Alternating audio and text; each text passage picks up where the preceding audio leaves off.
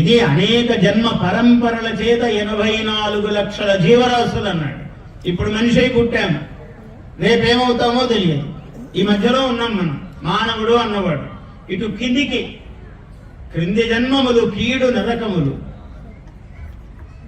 అందడి స్వర్గాలవే పైన అన్నాడు అన్నమాచార్యుడు.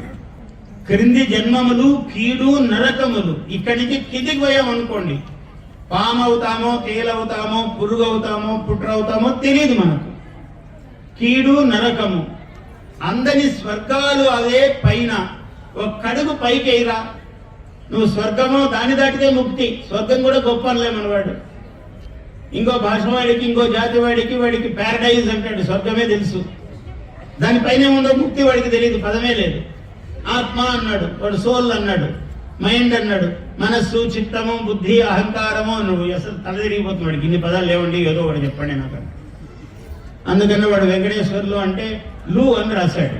ఎందుకంటే వై వెంకటేశ్వర్లు ఇంత పలకలేడు వాడు, వైవి లు అన్నాడు. వాడు లు, లీ, లో ఇట్లాంటివే పలుకుతాడు వాడు, ఇంకెక్కువ పలకలేడు. అంటే వాడు ఏ శ్రమకు ఓర్చాడు అనమాట, వాడు సులభంగా అయిపోవాలి.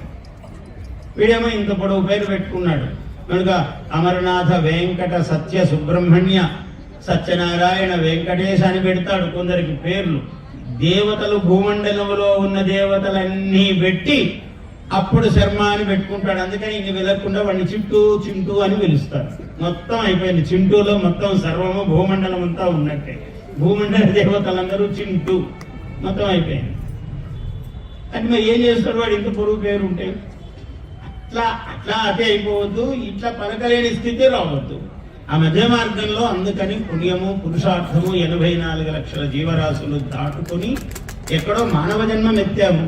ఈ మానవ జన్మ ఎత్తినందుకు సార్థకముగా పుణ్యము ఎలా లభిస్తుంది? ఎవడో చెప్పేవాడు చెప్తాడే, పుణ్యం లేదు పాపం లేదు ఎవడు చెప్పాడండి ఇవన్నీ అంటుంటాడు ఒకడు. వాడి మతి వైభవం, వాడికి ఏం దోస్తే అది మాట్లాడుతుంటాడు. సోషల్ మీడియా అయిపోయింది కదా పాపం. మన జీవితం అంతా అందరి చేతుల్లో పడిపోయింది, మన చేతుల్లో లేదు.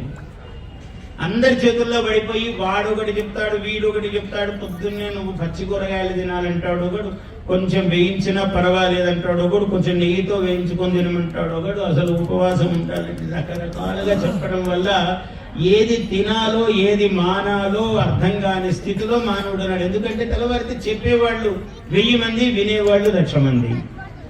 అందుకని చెప్పేవాళ్లే ఎక్కువ అయిపోయారు వినేవాళ్ల కన్నా కూడా. ఏమి చెప్తాడో ఏం పాటించాలో అర్థం కాదు. వాడు ఇచ్చేయమన్నాడు, వీడు ఇచ్చేయమన్నాడు.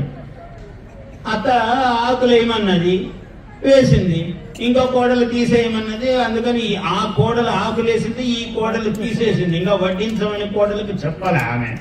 మధ్యలో ఈ కోడలు వేసింది, ఆ కోడలు తీసేసింది. ఏమంటే అత్తగారి మాట పాటించింది. పాపం కోడలు అంత సుగుణవంతురాళ్ళు, ఇద్దరు సుగుణవంతురాళ్ళు. ఆమె ఆకులేసింది, ఈమె ఎత్తేసింది. అందరు వచ్చి కూర్చున్నారు, అన్నం పెడతారేమో అని. ఏంటంటే అని చూస్తున్నారు పాపం అందరూ. ఏమండి మోంచలేదంటే, ఏమండి చూస్తున్నా కానీ ఆమె ఆకులేసింది పెడతారనుకున్నాం, ఇంతలోకి ఈమె వచ్చి ఎత్తేసిందండి. ఇద్దరు అంత అత్తకు విధేయురాళ్ళు, ఇద్దరు కోడళ్ళు పాపం ఇలాంటి భోజనం పెట్టారని అందరూ అనుకుంటున్నారు. ఏం చేస్తారు, ఆమె ఏమనేది ఈమె తీసేసింది. ఇట్లా కాకూడదు జీవితం. అందుకని వాడొకటి చెప్పి వీడొకటి చెప్పి కాదు. ఆత్మబుద్ధి సుఖం చేయవ, నీ బుద్ధే నీకు సుఖం అన్నాడు. ఆత్మబుద్ధి సుఖం చేయవ గురు బుద్ధిర్విశేషత, గురు బుద్ధి విశేషం అన్నాడు. కాబట్టి గురు బుద్ధిని నీవెవరు అని గురువు అని నమ్ముతావో, ఆ కనపడని కండువాలు వేసుకొని టీవీల్లో కనపడే గురువుల చుట్టూ తిరగొద్దండి. అదే ప్రమాదం మీకు. ఎందుకంటే చెప్పేటప్పుడు చెప్తాడు, మళ్ళీ సందేహం అడగడానికి ఆ గురువు కనపడ్డు, మీకు ప్రమాదంలో పడిపోతాడు. Please subscribe to our YouTube channel. Like and share this video.